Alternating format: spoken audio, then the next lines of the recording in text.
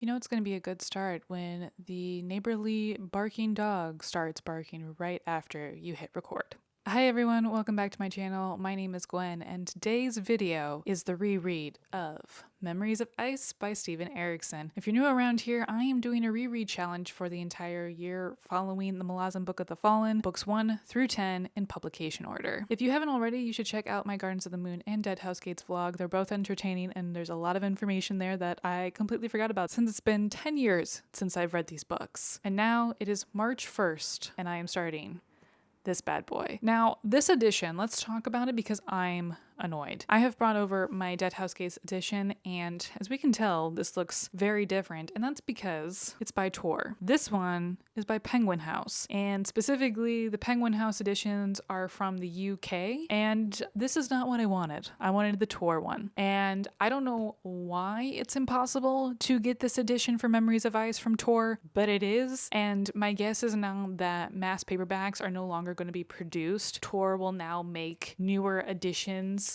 of all of these, and I'm so done with all these changes. Why can't the Malazan Book of the Fallen series ever have its books be the same? Why is it so difficult to get all your books to be the same edition? It drives me up the wall. Besides that issue, there is another issue that I found, which is these pages are much thinner than the last two that I have been writing in, and so I'm a little bit nervous I might tear these pages by accident, and I don't mean to. I'm hoping it doesn't happen, but in case it does happen, I might have to go on a deep search to find an edition of the third book that matches the rest of these, because I hate that I still don't have a complete set of the 10 books within all the same editions. Anyways, that's just a personal note. That's a personal thing. So my goals are still the same. I am still tabbing the sections for death, cool shit, crying, laughing, and lore. My notes keep on evolving, so I feel like my notes are going to be better this time around than they were for the last two books, and I'm excited for that. The other thing I'm going to try to do is I really liked the pacing that I was reading in for my final week of Dead House Gates, so I'm going to try to do that same thing where I read at least 3 chapters a day and update you guys here. And when it comes to my short form videos, it's only going to be updates for each section of the book. Luckily, the rest of these books are all 4 sections, which is very nice of Erikson to do. So at least every single week of every month here on out, there will be an update in the short form of highlights that I find within each section. But this vlog is where the most information will be and where I will talk about literally everything, I guess, in depth.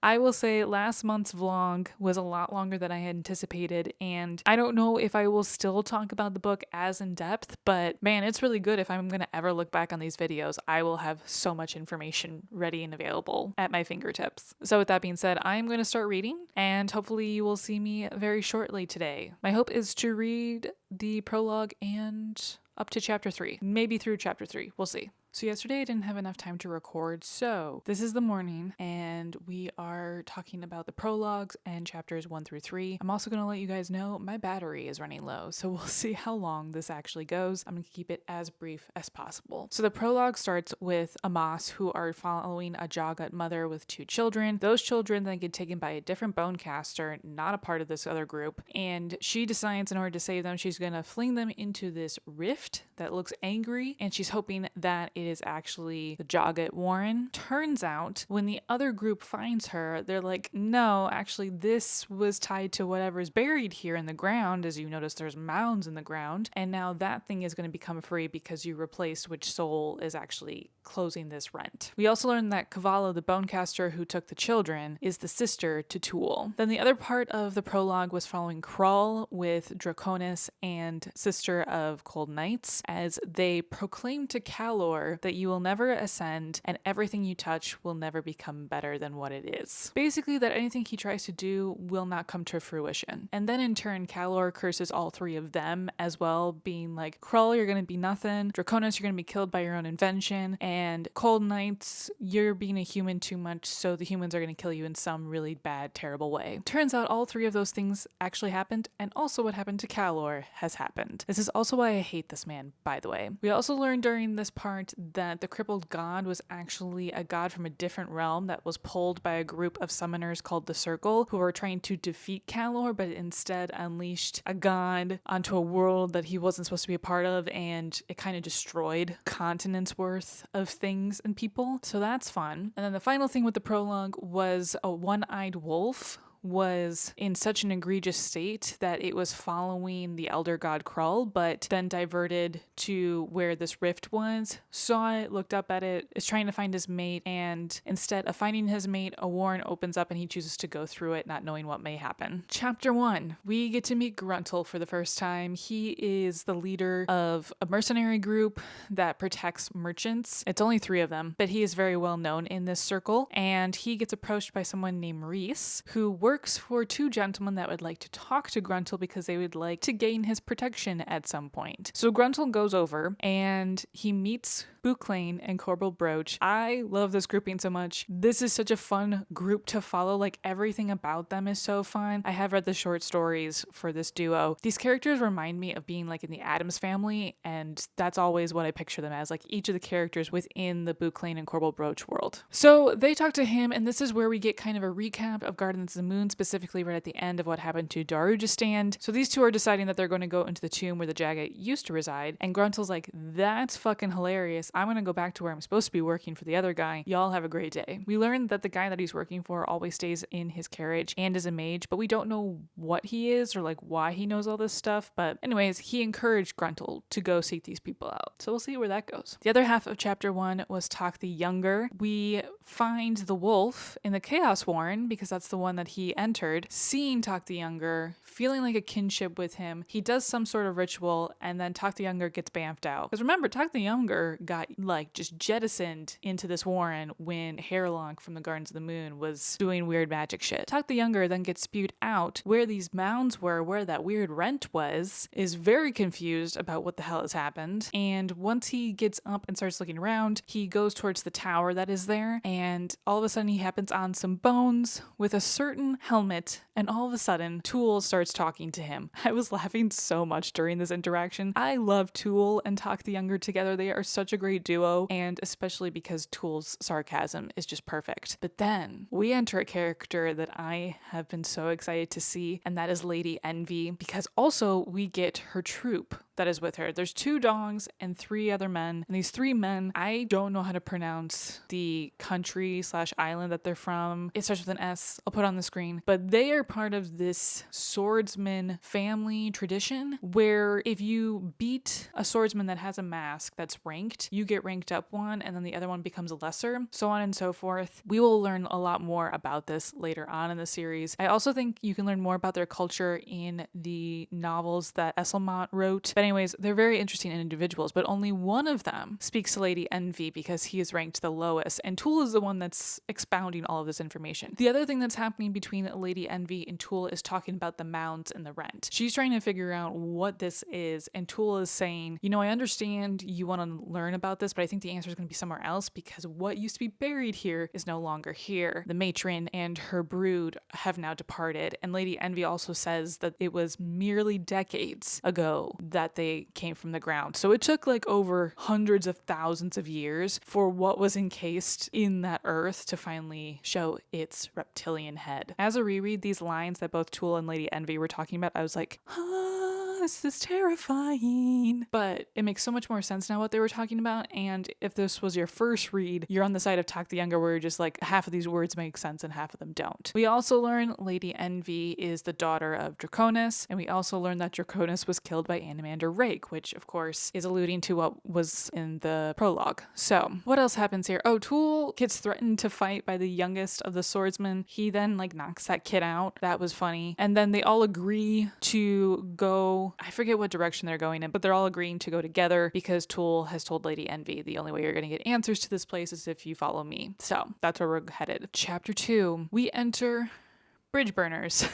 This was just kind of the Malazan regroup, getting reintroduced to all the characters. We got to meet Picker and Blend as they are scouting a certain area, and then we get an interaction with this tradesman who is selling totems, and he sneaks off at a certain point after they let him go. But Picker buys some torques that were blessed by a tiger Treach, and that will be a fun beeline plot to follow. But we follow this merchant, goes into a rock Rockface goes into a warren and we see the crippled god for the first time in a way that's still obscured, but we kind of get the sense of what he's like, especially after he heals this man's legs from the tumors that were in them, but instead what he actually did was kill his legs off. It's very painful, very maddening, and yet this man still wants to follow the crippled god. Wild. Then there's an interaction with Quick Ben trying to find the pebble that Picker and Blend put in this man's sack, and he also has an interaction with the crippled god, which is wild. And then the other thing that happens is Quick Ben has this experience of being pulled through the dirt. We learn how poorly Byrne is doing. He is in the warren of Byrne herself, who is the god of protecting the earth. She's just having a really bad time. He has some sort of weird interaction with one of her warriors that was the one who pulled him out, and he realizes how much bigger this problem is. After that, we meet up with Ganos Paran, who is having a terrible time. The man is terribly sick, and he is theorizing it's because of the hound's blood that he touched. We see from Mallet's perspective that he is saying there's like a hole in the middle of Ganos Paran's gut. There is something severely wrong. So that's not troubling at all. And in chapter 3, we finally get to meet Silver Fox. Silver Fox is the child that was born from the two souls of Nightchill and Tattersail, and then was born in the warren of Talana Mas, or Amas. She's an interesting child, and I forgot that we get more of a perspective from her mother, who birthed her in this world, and how much she has aged because of the growth, or the sporadic growth, of Silver Fox. We also get to meet Coralot. Finally, really enjoyed seeing her. And then eventually we see Kaladin Brood and Dewjack meet up. Whiskey Jack is also there. A man named Twist, who is from the Moranth area. And then Calor, which is with Kaladin Brood. This whole group goes inside the tent. There is also an interesting interaction between Silver Fox and Crone. What really is happening in the tent is the tense part, but also we're getting information on what the Panin Domin, I think it's Domin, are doing and like what they're known for. Not necessarily what they believe in, but specifically how awful at least their followers are. So the goal for who is running the Panin is to get to Kapustan. And so their goal with planning is to also get there, but also save the smaller towns and cities that have been taken over in the last 4 years by this seer. There were highlights in here. There were some really funny parts, but a lot of people were just overwhelmed with the amount of knowledge Silver Fox had. And then she explained that the way that she was birthed, she is now considered an Amas, not a Talon Amas, but a live breathing Amas. And she now is the commander for those that still live. The call was had when she was born, and so she is waiting for those individuals to appear that will heed the call. But what she was also looking for is hopefully people to ally with her in this endeavor. It's a lot. There's also a lot of layers here. Calor being so pissed at Silver Fox, and this is kind of when it's revealed that Nightchill is the sister of Cold Knights from the prologue, and this is why I told y'all I love Nightchill, because she's not just immortal. So I can't wait to see more of the souls interacting. This is what I remember when I was referencing in Gardens of the Moon in that vlog, when I was like, I'm pretty sure Tattersail and Nightchill have more interactions. Believe it will be in this book when their souls are interacting with one another, trying to take over Silver Fox's ideas and personality traits. It's a very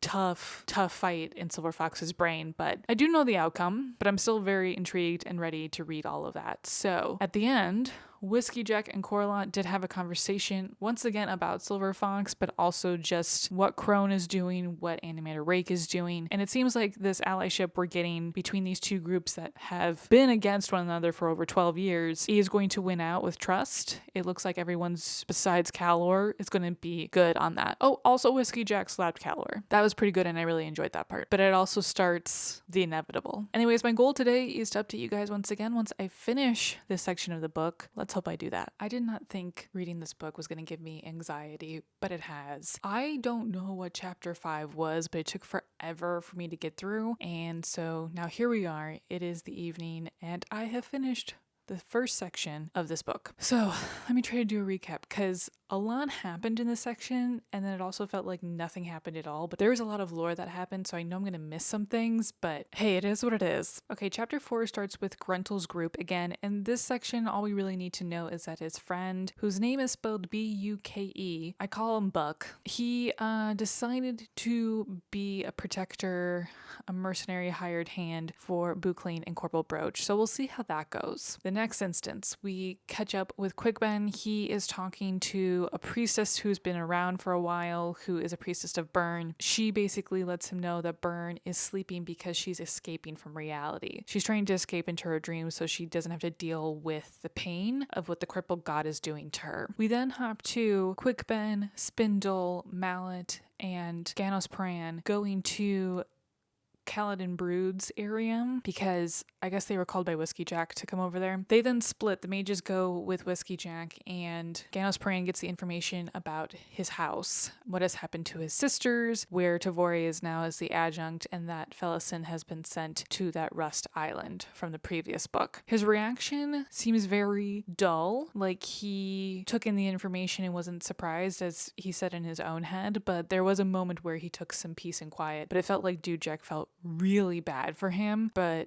Ganos was kind of just not taking the pity. He just wanted to keep it moving. Then Whiskey Jack finds him outside of the camp area, and he brings over the mages, and I think it's just the mother and daughter pairing. I don't think Corlot's there with them. It's Whiskey Jack trying to convince Ganos Pran to talk to Silver Fox when he's like, that is a child, that's not Tattersail, I don't want to talk with her. Cut to the bridge burners stealing the table from the main tent because they want their table back for playing games, and then they start a game. We then cut back to Ganos talking with Silver Fox, and they're having this conversation where she's given him a new name, which is one who went through or wandered the sword, something like that. And he's like, what does that mean? And she's like, I'm unsure as of right now what it means, but that's the name I've given you from the Rivi clan. And they talk about the deck of cards a little bit. I think it's in chapter 4. It might be in chapter 5, actually. Let me see. Yep. No, it's this chapter. Okay. So I had to reference the book because I wanted to make sure about this part because I thought it was really interesting. So the bridge burners find out that a new card has been drawn and it's on the back of this table. Unbeknownst to them, or maybe slightly known to them, there is magic because I think Fiddler drew the deck into that piece of wood, and we all know Fiddler has a touch of something with him that is magical and precise and accurate. So the fact that she drew under the table the new card that has Pran on it is quite a feat. So we then cut back to her talking to Pran about the deck of dragons and how like no one really knows who made it, but she / Tattersail theorizes that the deck of dragons was actually made by the Azeth / the Jaga. It was kind of the semblance I was getting, but mostly the Azeth, and how each of the Azeth houses is a hold. Like each one that's created is from a hold. So that was really interesting. We also got the Azeth house from the Seven Cities continent that Fiddler is heading to at the current moment. So that was really interesting and a cool overlap, and her talking about what the deck means and trying to get Pran to understand it. So then the other part of this conversation, sorry, I'm looking down at the book, is what happened in the sword. Ganos talks to Whiskey Jack and the three mages about it, and what is surmised with him talking to Silver Fox is that what is actually within the sword is the chains are linked to the gate to the Tist and Dies Warren / possibly where they used to live. The souls that are chained within are the ones keeping the gate closed, and that was like a big eye-opening moment. Very cool. I did kind of forget that that was what it was, but man, I've loved all the lore that we've gotten so far from these chapters. It's been great. So for chapter 5, we start with Tak the Younger's perspective. We have a conversation with him and Lady Envy that's like frivolous, but then Tool comes in, sets down Pronghorn Antelope for dinner, and then subsequently gets attacked by the middle guy of the sword fighters. They go and have a fight. Then we have a discussion between Lady Envy and Tak, and Lady Envy realizes that where these people come from, she remembers because Animander Rake went to that island to see what was up, subsequently left after 2 bells because he kept on being attacked by everyone. And we learn from Mock, who is the highest ranked out of the group, says that he is named the Black Sword and he is ranked number 7, and that Mock still needs to fight him. So that was kind of funny. So Tool's fight with the middle kid ends. Tool wins it and goes next to Tak as Lady Envy moves on to take her bath. And Tak and him discuss a little bit more of Lady Envy because Tak is like, I would love to know more about her. She's some type of person that's really, really powerful. So Tool tells him everything he knows, which isn't a lot, but to say the least, Tool still knew a lot. We learn that Animander Rake used to be with Kaladin Brood and the person who was a mage at the time but turned into the Queen of Dreams. They were a group. Something happened to this group after the Queen of Dreams left, and Lady Envy stepped in along with a man named Osric, and that became a trio with Animander Rake. At some point, Osric leaves. There is a falling out between him and Rake, but Lady Envy and Rake stay together. And then, when the chaining of the crippled god happened, Lady Envy did not want to be a part of it, and Rake did, and so they split apart. Which was a lot of information for Tool to know, so it's kind of surprising that Tool's like, this is all I know. And Talk's like, yeah, okay, man, that's still more than what I knew. So then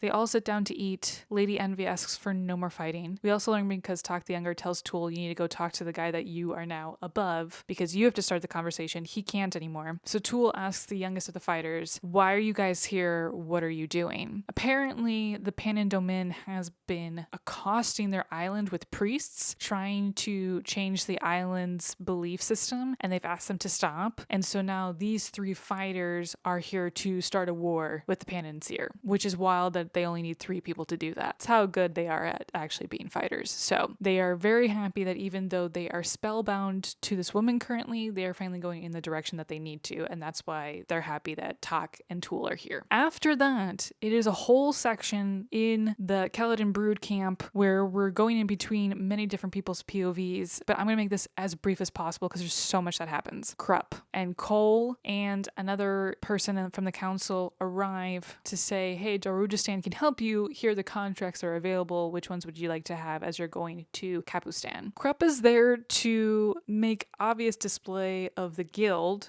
Remember that guild from the second book that came in way later in the story? Krupp is the one who gets them that contract, which is very funny. He's definitely just a joy to have in the story because he makes things a lot lighter, which is great. We do need a comedic relief half the time. Basically, after that whole contract thing, people split off because it takes forever. It is now evening in the camps. All of a sudden, there's a gust of wind, and Paran looks and sees the dragon shift into Animander Rake, and he could see it, but Whiskey Jack couldn't, which was very interesting. So Whiskey Jack heads off in that direction. Gans Paran is like, okay, I'll wake all the soldiers up and we'll start heading out because we need to leave before dawn. When we get back to where Kaladin Brood is, we get Animander Rake appearing. He then has this like word battle with Calor talking about Silver Fox, and then we almost come to blows, and then something weird happens. The other thing I forgot to mention was that Spindle also is making the card for the deck at the same time, okay? And there has been conversation with the bridge burners with this. But anyways, Ganos catches the bridge burners. He forces the 4 that are there to move it back into the tent. Okay, now we're set up for this whole scene. So there's a confrontation between Rake, Kaladin Brood, Calor, Silver Fox. Corlot's there. The mother is there. One Arm is there, I think, as well. And then Whiskey Jack comes in a little bit later. But basically, it's a standoff. And honestly, it almost comes to blows when all of a sudden, we hear a tear behind this group from the tent because a squeal. The table starts floating in the air and shows off what was underneath it, which is the card of Paran. And we see Krupp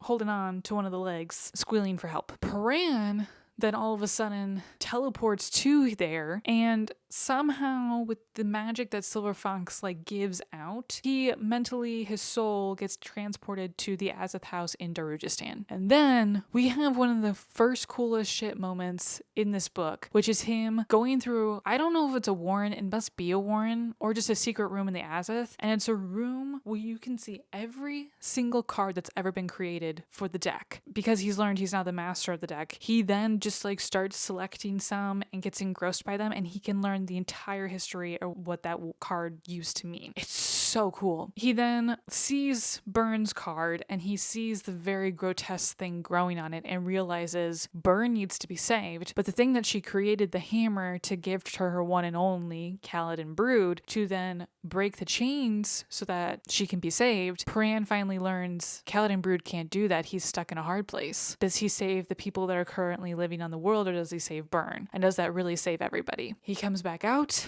after that epiphany. He then is a mess. he's very sick and feeling unwell. And we have 2 cutscenes. Well, I guess we have 3 cutscenes off of this moment. The first one is the mother of Silver Fox running away. She is feeling so overwhelmed and feeling severely drained. It seems like Silver Fox, since talking to Ganos Paran, is now taking more of her mother's energy. And Corla comes to her rescue and says, "You're not going to do what I think you're going to do. You're now under guardianship of the Tistandai." Then we have the discussion with Rake and Brood, and this one kind of jumps off of what Ganos Paran saw in the card for Burn. Rake just kind of brings up, well, what do you want to do about it? And Brood's like, I don't know what choice I have. We all agreed that I wouldn't do anything because it gives more time to the people who live here. And Rake's like, yeah, I guess it's a lose-lose situation, isn't it? And Brood's like, yeah, and we have more important things to talk about. I don't want to talk about that. Also, I should mention that agreement was between Brood, Rake, Hood, and the Queen of Dreams. A really interesting council of people, and I wish we had more information about that, but again, more lore dropping. As they're talking about specifics in the tent, on the outside, the group of mostly Malazans but Kalor are out there, and Silver Fox is still there too. Paran is the only one that can get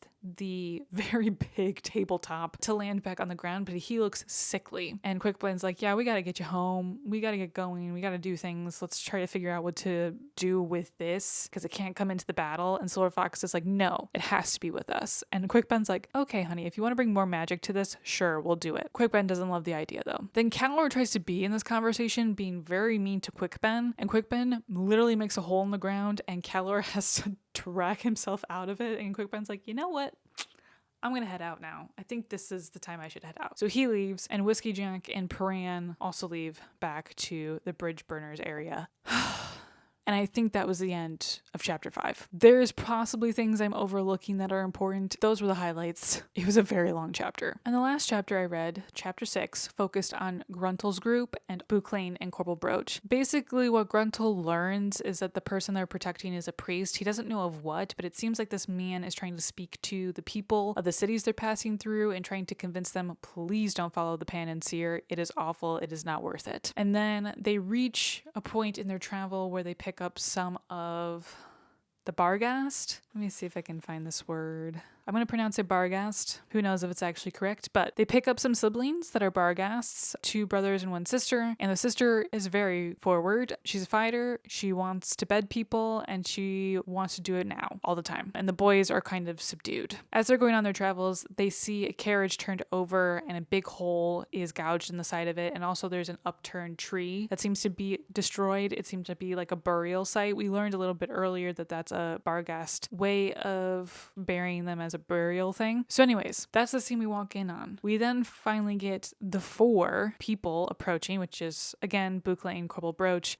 Buck, really got to figure out how to pronounce that name, and Reese. They're approaching the group and they're talking about how there's these undead creatures that have blades on their hands. Again, the Barghast also explained this to the group as well, that they're trying to find these demons, but Gruntle's friend also says, like, these things are nasty, we're probably gonna die in the next night. There's too many of them. That chapter ends with the seemingly death of Gruntle and possibly everyone else in this entourage. We don't know, but this is a reread, so I do kind of know what's happening, but wild. It's the first time we got a description as well for the Chamail, the Krull Hunters, as they were noted by the merchant that Gruntle is guarding. The reptiles with spinning blades. It's quite fun to picture, honestly. I have a really great time picturing this race all the time. Anyways, I've definitely talked too much for this section. I will catch you guys in the next one. I do have to figure out how many chapters I need to read before I get back to you guys, but whenever that is, I'll see you shortly. Okay, so it's been a minute since the last time I picked up the book, but I will say it's the following weekend. I've had some reading. Let's talk about chapters 7 through 9. Chapter 7 was really long, but it was a setup for Kapustan and what's happening there with the government and with the Grey Swords. The Grey Swords are a group of mercenaries, but they don't like being called that have Fenner as their god. and their champions are a Distraint, First Sword, and the Shield Anvil, which is Itkovian. They are working for the prince in Kapustan because he can't legally have an army of his own, I think is the rule. And the priests who run the Mask Council have their own version of an army that isn't really great, and they're doing things that seem very dumb to the Distraint and the First Sword. They feel like they're not being utilized well enough, but the prince and the Mask Council aren't getting along. Basically, Kapustan is at this brink of, we are going to be overtaken by the Panin Domin because literally our government can't figure out how to protect us, which is very annoying. Itkovian gets sent out with a group of warriors to see where the Panin Domin's line is, to see how close they are at this point this morning. Then they run into one of the raptors. That's what I'm going to call them. You guys know what I mean. One of the Kell hunters, and almost everyone gets decimated until some Talanamas show up, which these are the Talanamas we met in the prologue, but they kill the rest of the Kell hunters that they find, and then they want to pursue the rest of them. I don't remember how big or the amount of Kell hunters there were that they needed to fight, but basically a scout was sent back to Kapustan, and then Itkovian went with, what is his name? The Bonecaster guy from the prologue. They go together and they find the abandoned carriages where two mages seem to be like getting their wits about themselves again and starting to fix up their own carriage. But this is where Gruntle and friends are. But they seem to be in a dream state, which is really interesting. We're going to cut here because Tok the Younger has also been having some flashes and some knowledge that like he doesn't have any idea how he's getting it. He starts with getting flashes with the A that's next to him, Baljag, and she kind of gives her whole story to him, what happened to her. And of course, I believe this is the mate to the one-eyed wolf that Tok the Younger met but doesn't remember meeting. So they soul link or something like that. They get a connection because Tool mentions it when he comes back after hunting. He's like, y'all two, something happened between you two. And Tok's like, yeah, something real weird happened. I don't know what's going on. Tok all of a sudden starts to get messages, which we learn are from Krull. He's speaking with Krull for a little bit there, and he's getting insight from him. But then all of a sudden he blacks out. And he blacks out to Treach, who we've been getting hints that he's not a full god. He's just this ascendant that went mad because his soul taken form kind of came over him and it just became his entire identity instead of remembering that he was a man previously. And we see the dying breaths of Treach. It's kind of sad, honestly. That was really sad, but we also got to learn something. That the gathering, the first gathering that the Talanamas made, they also had to kill a lot of soul taken in order to achieve the ritual goal. Now, I'm not sure as to why they had to kill all of them, but it probably has something to do with them needing the power that those creatures wielded. And Treach is one of those creatures that escaped. Was definitely hurt by this gathering, but did escape with a couple of names that were from the second book. So that was a nice little breadcrumb to see some of those names. And then he sees the death of Treach, but he also sees something else happen, and a Black Panther that then transitions into a woman lets Treach die in her arms, basically, but then she tells him, I think there's something else going to be happening with you very soon. I don't think you're going to see Hood's Gates. She then comes and visits Tok the Younger's group with Tool, and we learn that this is Kavala, Tool's sister. They have a conversation that leaves Tool feeling very hurt by it because he wants his sister to become part of the Talanamas again, but she's very much like, they don't accept me. I don't want to be with them. I'm gone. I'm going to do my own thing. She hints that she's going to be doing something to repair something that she damaged, or like basically she's trying to fix something. We'll see how that goes. While they are in this group somewhere else on the plains, Lady Envy is somewhere else. She is going to an abandoned village and goes to one of Krull's old sanctified areas where, because there's been so much blood spilled, Krull is gaining more and more of their power again. And they have a conversation which was very cool, which I loved, but it also gives the explanation as to why this ragtag group of people are together. It's because Krull asked Lady Envy to guide everyone together to the Panin Domin to get them there, because Krull is trying to diminish and kill this group of people, but it's for a greater purpose. And there's hints to how Krull feels about it, which is sickly and awful that they're using these individuals in a way that will probably hurt them in the long run, but it's the only way that they feel like they can solve this issue. But we learn something very, very big, which is that Krull is the reason we have Warrens in this world. Birthed from Mother Dark and the power of dragons is my assumption, or like their warren of dragons. Krull guided the warrens to come into being, and that was so cool to hear. Like Krull feels everyone within them constantly. Like, oh, anyways, the description of that was nuts and really cool, and I really, really liked the detail of that. And that's how Lady Envy finally was like, okay, I'll do this for you. Now I understand why. I know what the grand thing is going on, but like, oh my god, are you okay? Like, I think this is why I love Lady Envy a lot as a character, because even though she's a bit thorny at times, she really is comfortable with who and what she is. And as long as you give her enough of a reason to help you or to guide or to do whatever task, she'll do it. She might be grumbly about it the entire time, but she'll do it, which is very nice of her. So then, panning back to Capustan, Gruntle and friends get collected. They get healed by the Daniel Warren.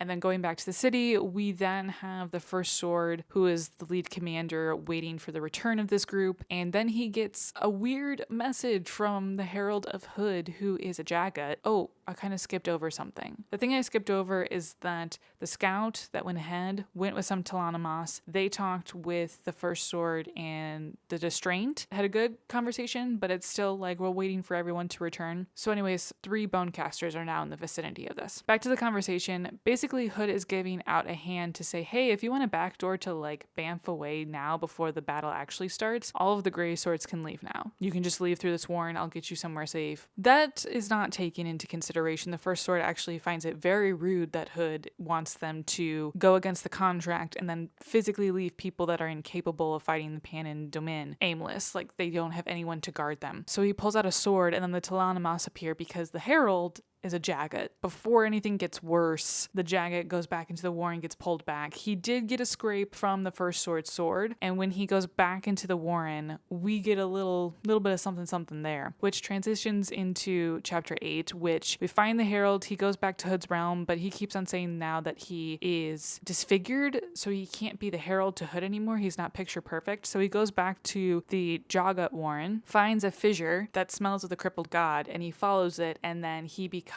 the crippled god's herald. Not surprising for a Jagat who loves power. From there, this chapter focuses a lot more back onto the Malazan side of things. We get Krupp winning a lot of the game of Knuckles, I believe, Bone Knuckles, and Quickben is so done with him. That was very funny. But we get a moment in this chapter where Whiskey Jack is asked to go and see Animander Rake. And they have this conversation, and we get the full story of why the bridge burners are the way they are. And I thought it was a larger group of bridge burners, but it's actually only 70 soldiers plus a mage and plus an assassin as they ended that story. I guess it was bigger because they also, like with Pale, there was a whole thing with the bridge burners, like 4,000 of them died under all the rubble before being pulled out at the appropriate time, and they called those the bridge burners. So I'm wondering if like you get that label once you've done a few rounds with them, like once you've been with the bridge burners long enough you can get that title. I'm not really sure, but the original is 70, and there's a really funny bit that Fiddler and Hedge do during that, and that's where Fiddler gets his name. So yeah, that was very funny. And then Animander Rake and Whiskey Jack both feel like they actually made a friend, but then Crone tells Rake like, hey, remember getting close to mortals is kind of bad because they like die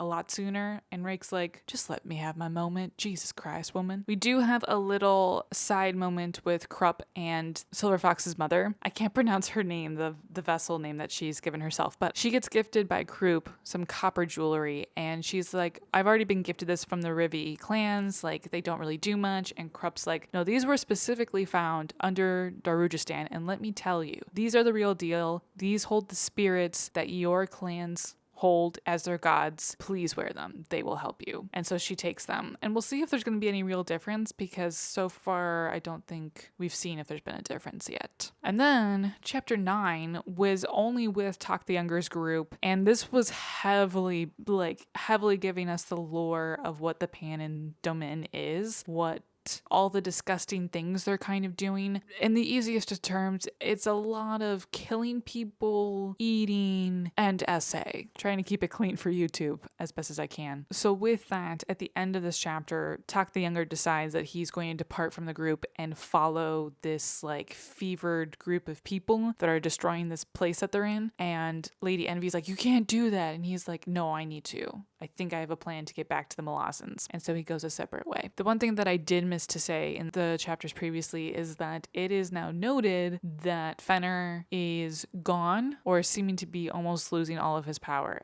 at this moment. So we're about to see that transition for the Grey Swords of them losing their god and then, well, I don't want to spoil it quite yet, but someone else replacing that god. Gruntle does wake up. For a brief moment, we have a glimpse. He is told that Harlow is now dead and Stony is not taking that well. And then the youngest of the Barghast that were with them has also died, but everyone else survived. So that's all we got from them. We'll see if the rest of the section gives any more updates for that group. It's the same day, it's just now night, and I have finished book 2 in Memories of Ice. So let's talk about it. What I really liked about this last part of section 2 was every chapter was focused on one group of people and like the multiple POVs within that group, so it was much easier to follow. And I don't feel as overwhelmed to recap everything to you guys. This makes it much easier. So chapter 10, we went back to Kapustan, and here we were focused on Gruntle and Itkovian again. Gruntle's story was focused on him getting sober. Stony then bringing him to the new Temple of Krull, which is the old merchant that they were guarding, is a priest of Krull. And so Stony was like, you've got to go and thank him, okay? Because he like projected our souls away from our bodies so that the hunters thought we were dead. And then when we came back to, we were all alive, except unfortunately for Harlow, which I do need to say, that should be part of my death counter. I completely missed that. The other part of Kapustan was following Itkovian and the Grey Swords into a meeting with the Mass Council with Hatan and her brother, and there Hatan and her brother are asking for the burial remains of the Barghast's founders, as they call them, and it gets alluded to that they've been, at least the Barghast have been denied this multiple times, and yet they keep coming. The priest for the Queen of Dreams reveals that like, yeah, we know where they are. It seems like her, Byrne, and Hood, those priests, knew where the ancient bones were buried, but nobody else did of this like 14-person council. They finally will give it to them. And when they put that to the side, waiting for some people to come back with pickaxes, the first sword is asked by the council what the undead hounds were. And he's like, you'll need to ask the prince if we're allowed to answer this question, because technically he pays our bills. So I don't know if I should be answering this question or not. So bring him to the council and we'll see. And then we get the pickaxes, the floor comes undone, and we see that there are, I think they said 9 canoes and 60 bodies were buried. And we learned from the Queen of Dreams that the records said that when people came to build Kapustan and dig up all these burials, they did desecrate a lot, and these were the only ones that were not desecrated so poorly. So it's not as many as they would have wanted, but at least they got something. But now unfortunately they can't get out of Kapustan because the Pan and Seer are right at their front door. Before we switch chapters though, back to Gruntle meeting up with the priest again with Stony. He was gifted like this little, I think it was a bird of clay, and told to give it to his friend to help with his stomach issues, but we'll see what happens with that. And then Stony was told to follow him because Gruntle's about to get a rude awakening. Excited to see how that pans out because I don't remember. Chapter 11 focuses on the bridge burners. They are sent to try to become allies with the white-faced Barghast. I hope I'm pronouncing that correctly. In order to do this, the plan is to get Trots to perform for them, which is to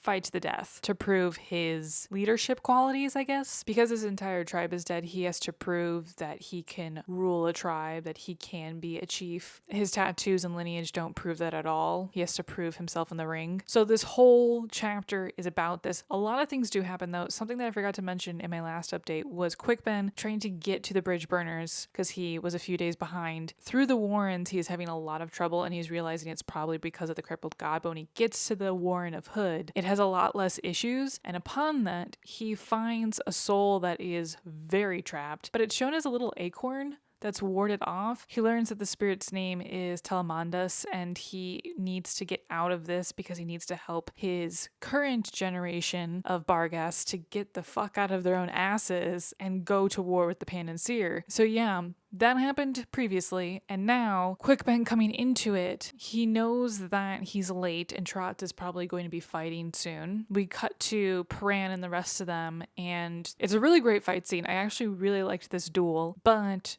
Trance barely survives, and Paran thought ahead and made sure that Mallet, who's their healer, got Twist, the commander of the Moranth that they're with, to fly him back over, try to get him there in time. And luckily he did, but during this section, when Mallet is told you need to save Trotz or else we're all gonna die, Mallet's like, if I try to open my warren, I'm gonna die. I'll save Trotz, but I'm gonna die. But instead, Quick Ben is taken by the spirits, and he's like, hey, can you help someone, a friend of mine, heal a different person, and then I will help you get in contact with the chief. And it was a done deal. So that was really cool. This chapter really felt like we were just hanging with the bridge burners. It's tense, it's not tense, it's always, will we die in the next hour or we're gonna still survive? It's still very humorous too. The friendship between Blend and Picker is really, really funny, and I love how Picker just picks on Ansi all the time, and Ansi is fucking hilarious. I've been laughing so much at his lines. I don't feel like I felt he was funny when I was younger, but now, oh my god, it is very funny to watch a man literally have his anxiety just placed in front of everyone, and everyone's just like, yeah, dude,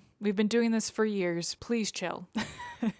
And he just never will. Chapter 12 was the hard one. This is where we follow up with Tak the Younger, who is by himself, and he has had a rough 3 weeks. He's refused to eat any other human being, but he was chosen by the first child, the first of the Dead Seed. He was chosen by Annister to be a lieutenant, and so he's been also riding on a horse. He hasn't walked this entire time. He is fully starving. His skin is pulled taut over his bones. He talks about how hungry he is, but he can't touch anything because basically what's ever offered to him is not meat that he wants to eat. But then they arrive to the area where the seer is, and the seer has asked for him to come to his tower. And so he goes there. He's also heard about what Lady Envy's been doing with her group. They've just been trying to carve their way through, trying to get to the seer themselves. We'll see how that goes. They're continuing to do that on their own as a group. He is having a terrible time getting up this tower, and then he sees this corpse of a body just sitting there, but something is emanating from it that's speaking through the corpse. It gives him a little bit of light, and then it procures some meat for him, and we learn that it's venison moments after Tak starts eating it. But I do remember that Tak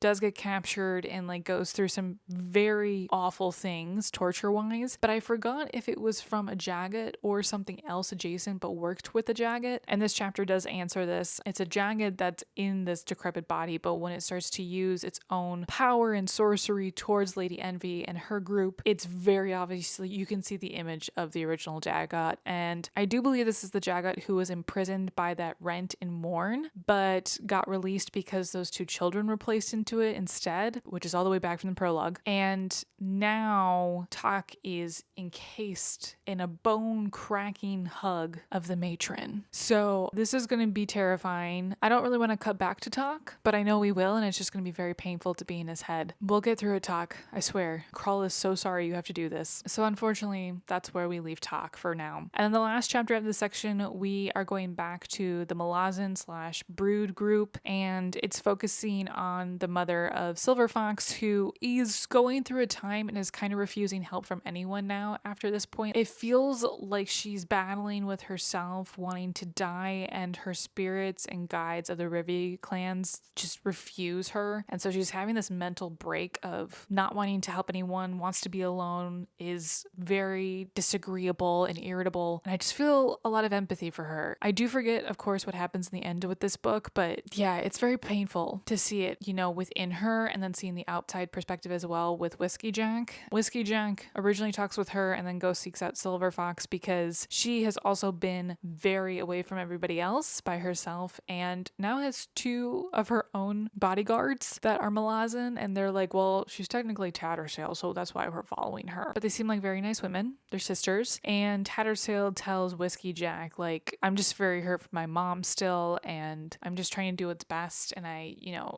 it's almost like she's saying, I still feel lonely. Like, I thought I was going to get allies, and instead I just get dropped by my mother, and I don't feel like connecting with anyone anymore. And then all of a sudden, we get the merchant guild that goes through the Warrens comes crashing crashing through, and all this blood gushes from the opening in this warren. It's quite an arrival, and it was alluded to that they would been having troubles delivering every day since they've like passed a certain threshold where the warrens are really, really bad. So basically that's showing us that Kroll is correct. The warrens are dying and it's awful to see. And then we get a scene with Calor sitting in a throne, which I guess this man puts this throne on a cart and carts it around just so he can feel like he's high. I hate this man. I hate this man so much. But he gets an invitation by the crippled god's herald, who is like, hey, the high king, that throne is vacant. The crippled god doesn't need to choose who goes in this. You can have it. And Calor takes it, obviously. His mission is to figure out where Moonspawn is. And then he has asked the crippled god to make a moment where he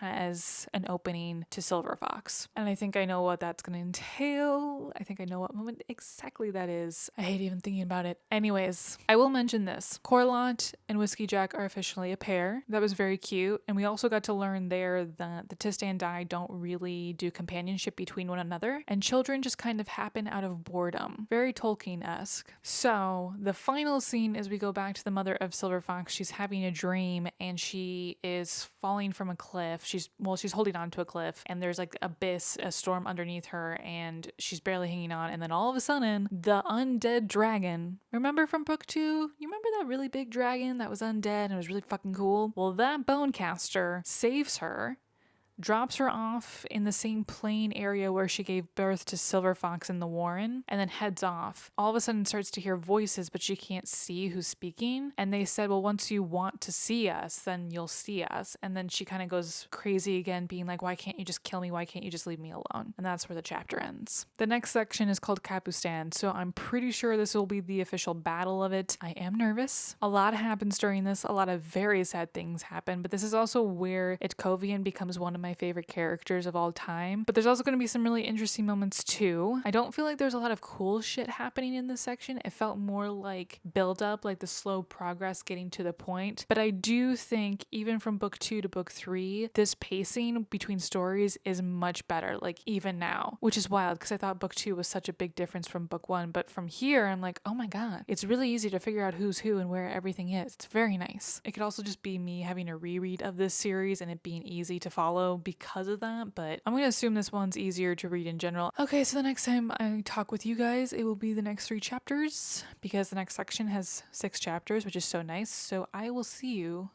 when the battle begins. I feel like I'm very short in this frame, but it is what it is. Anyways, it has been a long time since I updated you guys on the Malazan Book of the Fallen, and it's because I was sick for an entire week. But because I had to hunker down and just get better for a week, I did finish Memories of Ice. I do want to say it did take a lot of pressure for myself to finish this, and I don't know what to do about that, but I think I'll talk about it at the end of this vlog with all my stats and stuff and like how I view the book overall, because right now let's do the update for part 3 and part 4 in this book. I'm going to preface this section by saying I am not going to be perfect. I'm not going to do as in-depth as I did it for the previous parts of this vlog.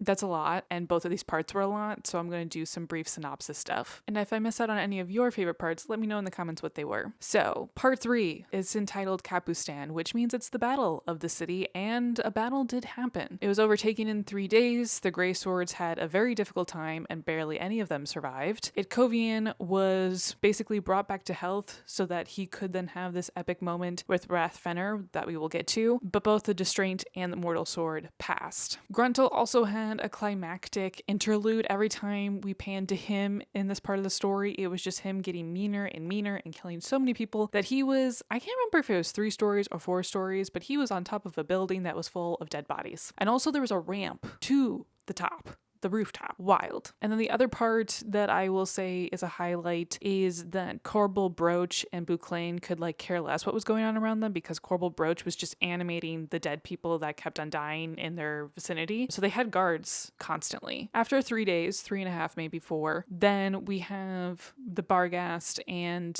the Bridge Burners coming in to see what has happened to Capustan and kind of try to get rid of anybody that's loitering. And they do a good job of that. Specifically the Barghasts. They did their their job. But what was really funny is the bridge burners interacting with all the other POVs we have since come to know in this part. When the bridge burners and Gruntle meet, it was really, really funny. Also, I cried at this part because Mallet did save Stony, which Stony, I forgot what happened to her in this battle, and I did not realize how emotional that was going to make me. So I'm glad she's okay. There was a whole scene with Quick Ben interacting with Corporal Broach and Bouclane, which was really, really funny. And also I really loved how it kind of explained his use of Warrens and how cool it was. And then my final scene in this whole bit was Itkovian giving the Reeve to Wrath Fenner because of the betrayal and just what happened. The whole thing of Itkovian becoming more hollow and more grief-stricken and more realizing that his god was gone, and also having Ganos Paran and Gruntle on the sidelines, like trying to coach and trying to be supportive, but also like, what the fuck is happening? It seemed like at this point Ganos Paran really knew what he was doing as being master of the deck, which, speaking of that, afterwards there is a discussion between him and Gruntle about what he should do, and Gruntle's like, fuck the gods, dude, do what feels best. And Quick Ben comes into play at that point and is like, go with your gut. I think those are just my highlights for part 3, because part 4 gets very dark. Basically, there's like 3 parts to part 4, which is anything with Tak the Younger and the Talana Mas, anything with Coral, and then the death. Let's start with the Mayab,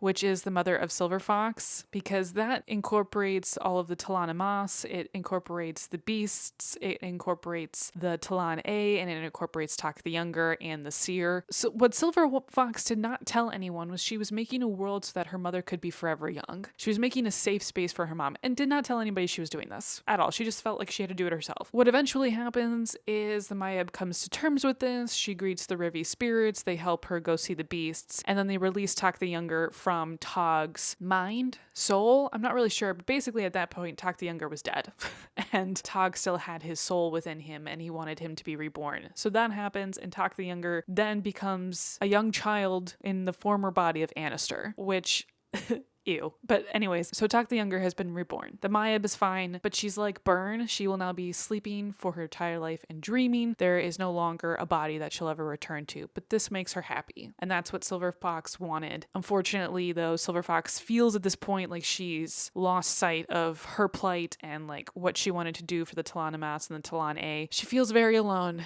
And I'm going to say this with all the love in my heart, Silver Fox, you should have actually been talking to people. You thought everyone was pushing you away, and yet you became more and more silent and more encased in yourself, and I just needed you to speak to someone. You and Fellison are the same in my brain at this point. Stop thinking you're alone. You have got to open up to someone. Just anybody. I don't care. Just talk to somebody. So because of all that stuff, the Talana Mas are not fighting in the Coral battle. They are actually so zoned in on Itkovian at that point. But we're getting ahead of ourselves. So let's pause. Coral. Coral is going to be taken over by the Malazans. They want to rescue the city from the Seer. So there's a whole battle. There's a lot that happens here. There's also a lot that happens on the walk over with everybody. All I will say is the Mott Irregulars, I wish we knew more about them because they are so funny, and I'm glad that they were the comic relief at the end of this book because we really needed it. But I knew once Calor asked Brood if he could go alone to go help save the Malazans a day ahead of everybody, I knew what was about to happen. And this is the thing I have feared to read about. And when I read Whiskey Jack's death, I was so shocked that I couldn't cry at all. I was just like mortified. I was just as in shock as Corlat was, basically. It still hurts, but I was just like, oh, right, it's this immediate and this dire. But everything in my head that I used to picture it as is still kind of the same. So that was great. I'm glad my imagination was still like, yes, this is what happened. You were correct. But the actual Battle of Coral. So his death happens in the middle of when the Bridge Burners and Whiskey Jack's area was already in the city. And that's also when Silver Fox shows up with the Talana Mas. So everything that's happening with the Bridge Burners is bad. And I also realized right before this part started, this is where a lot of the Bridge Burners were going to die. And I was like, oh fuck, I don't think I'm ready for that. And I wasn't. It was heart-wrenching, but I did like the interaction with Picker and Lady Envy. That was really, really fun. It was chaos. This entire thing was chaos. Oh, I also want to note that when the bridge burners were arriving to Coral, there was a moment where they found a dead body that was a Tist Edder, and I want to remember this because there was a little bit of information that bled. They all realized that this person was probably murdered by his own people, and they don't know why, and they don't know who would have done it, because none of them really have history of the Tist Edder. But then Ganos Paran goes into his mental place of Master of the Deck, and he tries to figure out what's going on, and he gets told by the Throne of Shadow, like, the Tist Edder are poisoned, there is something wrong there, and there is a tyrant leading them. So there's the crossover with book 5. I'm not going to say more, but I'm very excited, and I do want to remember that this guy existed, and I can't remember who it is, and when I do find out who it is, I'm going to be upset that I couldn't remember that. But here we are. The battle goes on. The Talon and Moss are not helping because Kovian and them are having a situation that deals with the Beast Hold. Moonspawn finally shows up. So we are back with Quickben and Paran at the top where they're with the Seer and Kilava?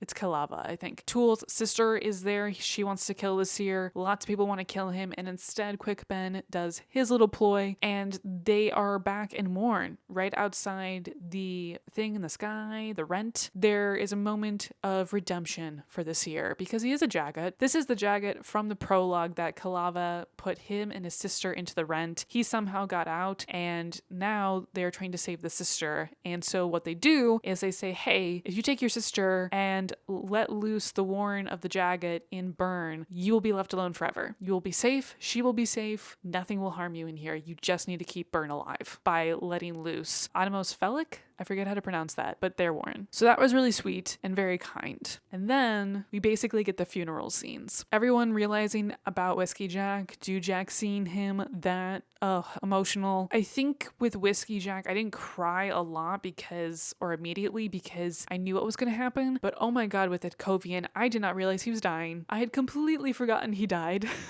I think I just loved this character so much. I was like, maybe he just like keeps continuing like gaining people's despair and like keep moving on. No, the Talana Moss grief was so much that yes, he could take it, but he would not survive it as a mortal. So that happened, and I was appalling. Like, oh my God, just reading the lines of like all the people that were leaving trinkets for him. Oh my God, I'm tearing up again. I just finished this book last night, so the tears are fresh. There's also a moment with Picker and Animander Rake that I really, really loved, that I just felt very sweet and very kind. I'm really sad that this is probably the last time Rake interacts with the bridge burners like this, so it was just such a small comfort that I really, really loved. And then Quickban and Paran come back, but they were not there to send everyone off, and it was agreed that the bridge burners plus Whiskey Jack and the 2 soldiers that died defending Silver Fox from Calor, they now are entombed in Moonspawn. And so Quickben and Paran go there and just see them one last time. And I did remember this scene, so I'm really happy that like I got that right.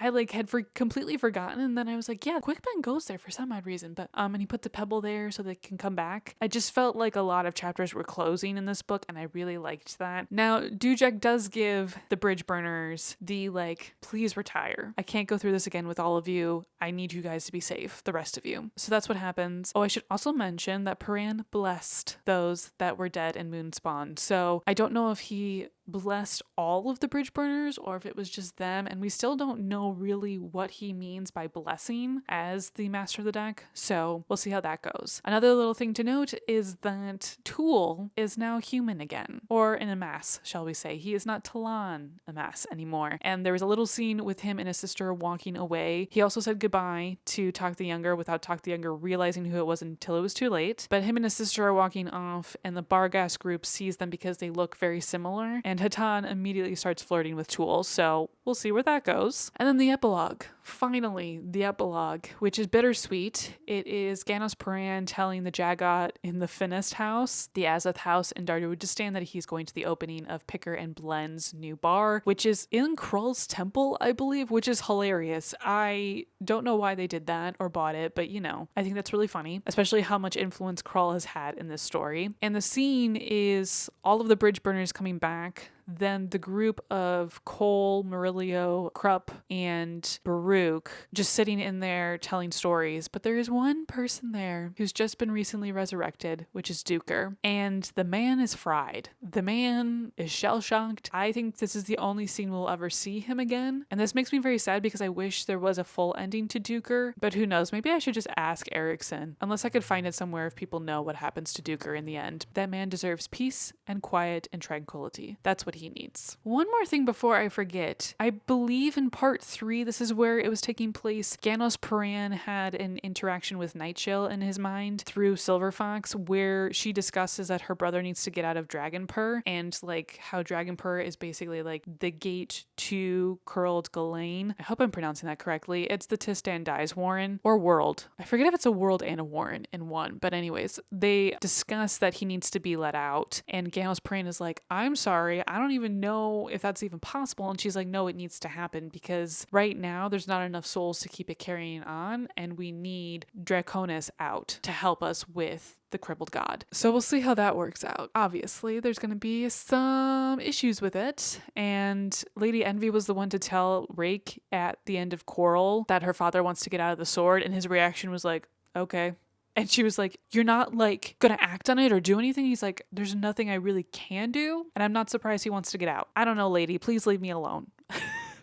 I love Rake and Lady Envy's relationship. It is very much, I want you to pay attention to me. And he's like, I could care less. I gave you so much attention at one point in our lives. I don't want to give it anymore. So yeah, I thought that was very funny. But anyways, that is the end to Memories of Ice, which by the way, at the end, they were saying Memories of Ice all the time. The title was fucking everywhere. And I was like, guys, like, I get it. I get what the Memories of Ice means. I get it. I get it now. But anyways, I will talk to you in the last clip about all my thoughts and feelings on Memories of Ice. Okay, here we are at the end of this vlog and my final thoughts on things. I'm going to do a little bit differently than I have the last 2 vlogs. I wanted to include my thoughts overall in the book along with the multiple POVs that we got, but specifically the ones that got the most focus in the book. So, Memories of Ice. I feel kind of weird saying that this book wasn't one of my favorites, and it felt like it was a good story. I enjoyed it a lot, but I didn't feel like as gripped by it or more so than Dead House Gates. I feel weird because so many people love this story, and I think I can pinpoint why. One, we're going back to characters that we had in Gardens of the Moon, and the majority of the characters in book 3 we've met before. And I think the other reason is because it's much more succinct when it comes to story. A lot of through lines, whether they were A plot or B plot or even C to D plots, were all concluded by the end of the book,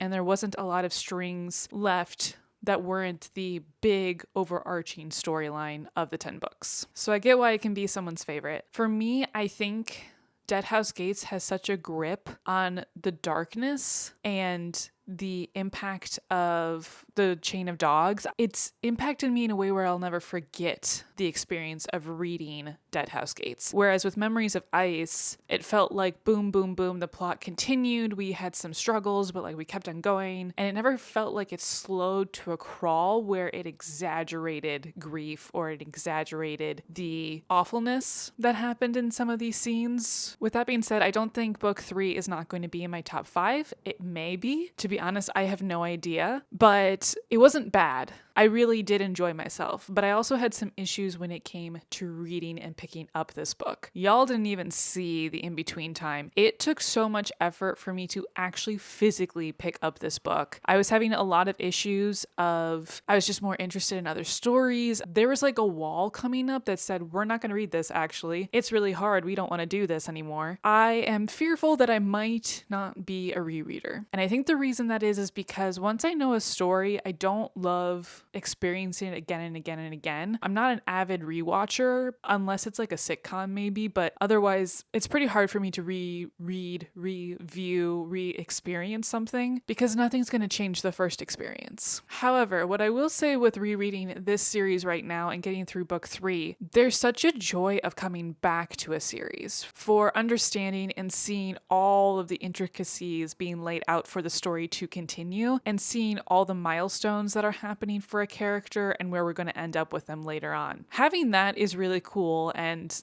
that's the experience that a reread gives. It gives you some foresight. But man, am I struggling to pick up these books. And I don't know how to curb that struggle. So if any of y'all have recommendations for rereads, let me know. As I've reflected on this, I think one of the things is I don't like doing all the tabbing as much. I am writing down so many notes per sit down reading time I have that it can take me up to 2.5 hours to finish one chapter because I've been annotating so heavily and I have so many tabs. Especially in this book, there are so many things I have written down. I have used way more pages for note taking for this specific book than the other two combined. And I don't know if it's going to get worse or be the same as book 3, because if it is, I'm nervous about how much fun I will actually have rereading the other books. Now, I'm not going to say that I'm going to stop rereading the books because this was a challenge for myself this year, and boy, is it a challenge, but it has been difficult. And so I have a feeling the vlog may change for next month to incorporate the change and the interest for me so that I'm not overwhelmed and honestly slacking off from reading, because I know a lot of people enjoy me talking about this and get to experience it with me again or for the first time, depending. So with that rough part getting out of the way, I just wanted to be honest with you guys to know like what kind of behind the scenes is going on. And because I can't do an audiobook version of this, because how would I even annotate with the audiobook? I would have to do it in tandem with the book, and then I'd have to keep pausing and rewinding and pausing and rewinding because annotating takes so much out of me, and I wish it didn't, but it does. Uses a lot of brain power. But that means I'm getting a different experience from the first time I read this series all the way through, and I'm locking in more information that I think will stay in my brain for a longer period of time. And I'm also making a reference journal so that if I don't want to reread a book at one point, but I do want to read like a passage or something again, I have notes for it. So it's a win-lose situation for me. It's lose in the current,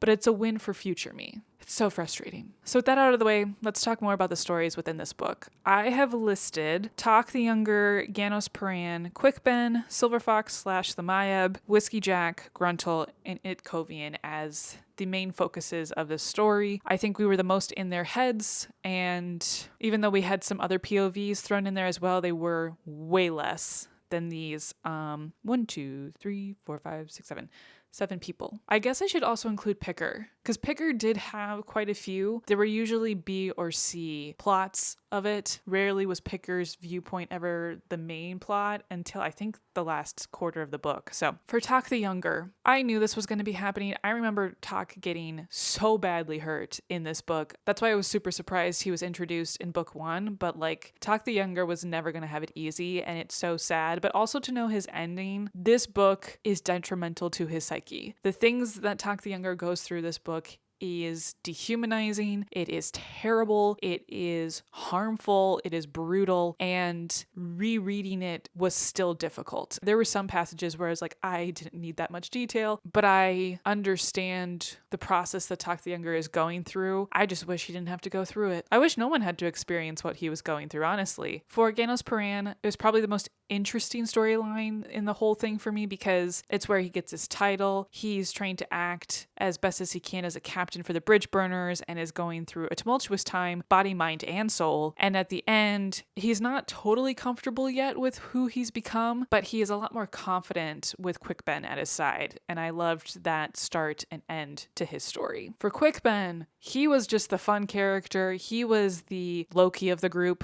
honestly. He was the guy that let us know about Byrne and the crippled god. He was the man of the Warrens, and that's what he will always be known to me as. I realized with this reread, this is why Quick Ben became one of my favorite characters in the series, is because he's just so fun, a really relaxed character who is definitely anxious all the time but masks it, and is incredibly good at magic. Everything about Quick Ben is an anomaly, and everyone who experiences him who's an ascendant or at least a very high magic user is just like, you're a Cattery mage? are you sure? Quick Ben is just a character that I love being in his head because he is so complex and he is playing chess while everyone else is playing checkers. Truly a great character to follow, and I can't wait to experience more of him. He's got some great scenes coming up in the next few books, and I am so excited to see them again. So I'm going to speak about Picker here as well because, again, she's part of the Bridge Burners and becomes a lieutenant. For Picker, it's not really that she has a difference of character change from the beginning to the end of the book, but what I do think happened is she was our direct link into the Bridge Burners mindset of what it was like to look at Ganos, and then her change towards him and all the stuff with the Barghasts, and then becoming the lieutenant and then experiencing Coral in the aftermath, I think was a great depiction of how the Bridge Burners were feeling, and we really needed that in this book, especially when the majority of them are now dead.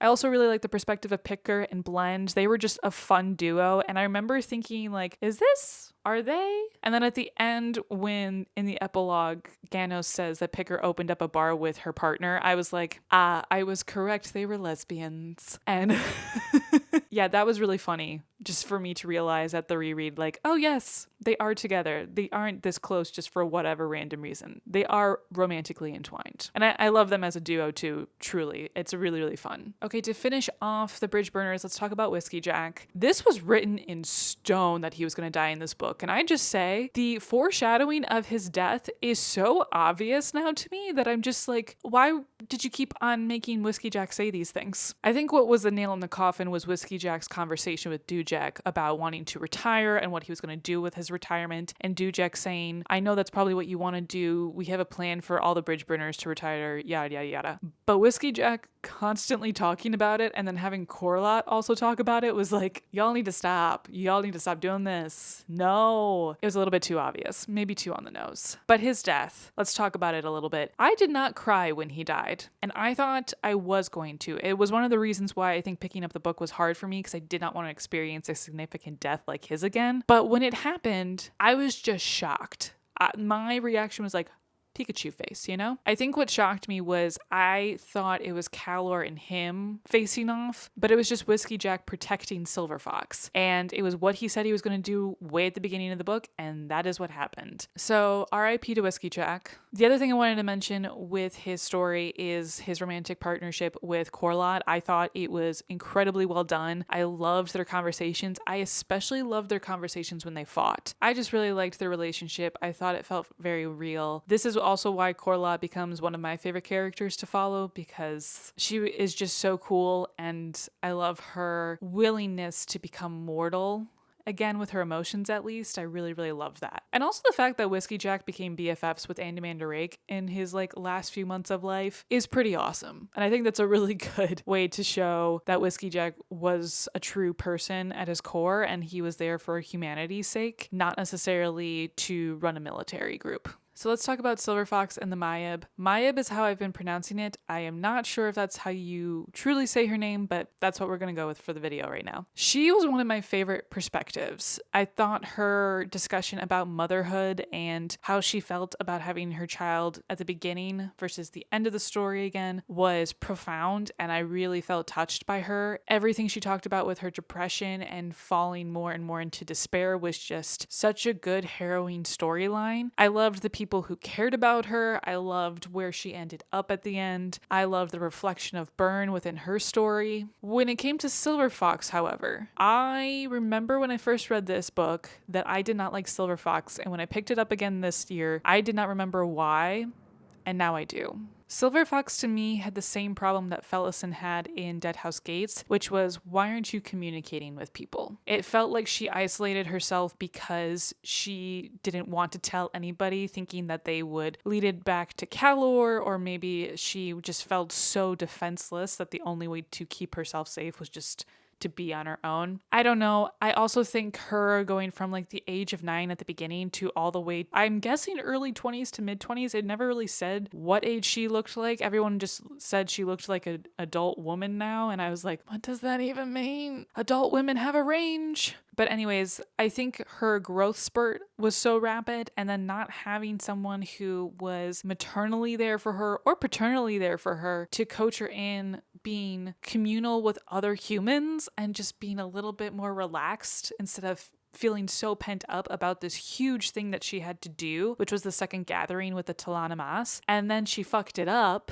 And then after she fucked it up, she kept fucking things up all the way until the end, basically. It was heartbreaking to watch it unfold. And then when they finally got to Coral and she was like, why is no one listening to me? I was like, girl, you haven't been listening to them. You then explained nothing of what your plans were. And if you had just told a few of the leaders of the Talanamas, they probably would have followed you. They probably would have done everything you wanted them to do. Now, I may be annoyed with Silver Fox's choices, but I still think she's a good character. It's just her story got under my skin so quickly. Anyways, I do know what continues on with her story, though that's within a sale, I believe, in Esselmont's books. Yes, her story does conclude in a way that you would have to read outside of the 10 books. Let's talk about Gruntle. Gruntle was such a fun character to follow. He's a joy. He's another sarcastic, humored character who's very dark. The reason why I love following Gruntle is because he is just a guy, could give less of a shit about what's happening in this world, and becomes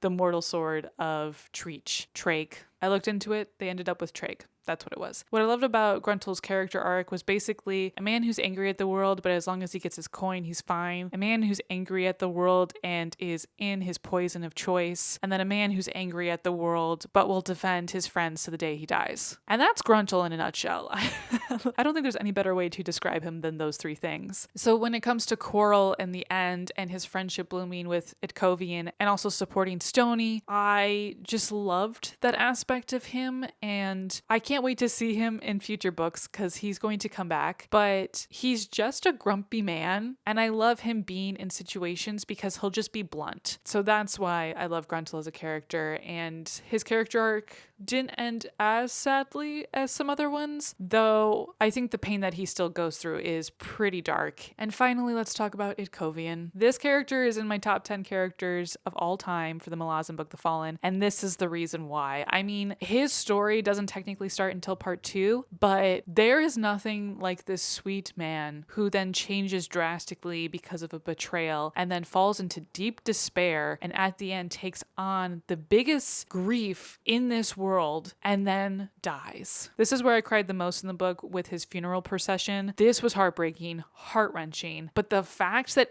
everybody that survived Coral was like, we're just gonna give you something for where you rest forever. And the fact that it's enshrined now, so it's just a shrine to Itkovian, was intense. I mean, like, genuinely, I was sobbing for multiple pages while this was going on because we had perspectives from, I think, 3 different people experiencing his shrine. I don't know how else to explain the experience of reading Itkovian's story unless you've read the book, because it's very similar to Duker in Deadhouse Gates, where you experience so much grief through one character, and then at the end, it feels like the correct ending for them. Like, death was the only way for them to grieve outside of themselves because they had taken so much in. Yeah, Itkovian always takes my breath away, and especially his understanding of the human mind and how grief works. Like, he just all of a sudden became another vessel in the story. Everything about it, especially in part 4, was beautiful to witness again. Not me getting choked up again. Okay, to wrap up, let's talk about the tab numbers. I ended up with 309 tabs in total, which broken down goes to 10 tabs for deaths. Now, obviously, those 10 tabs are not 10 deaths exactly. Actually, 2 of the tabs had multiple names near it because it was listing out the bridge burners that had passed away. So,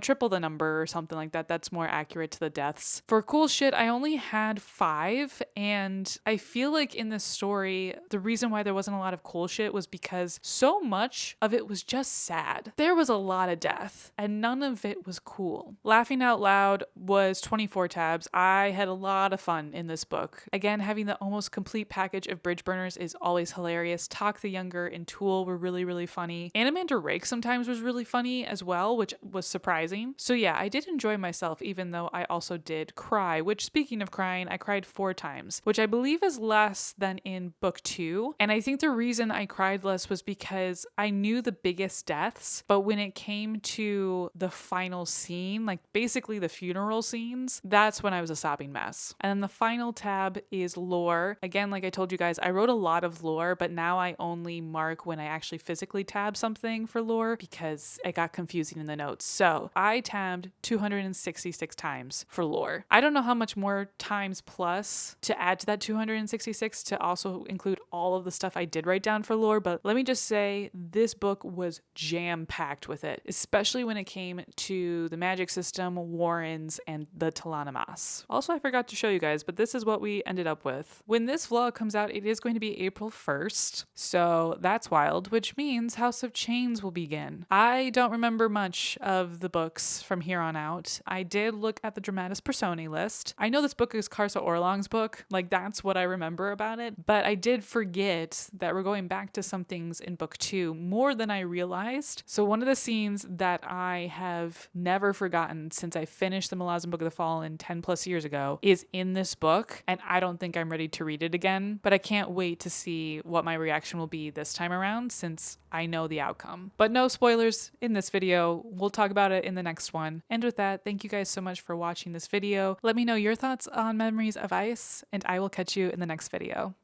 Bye!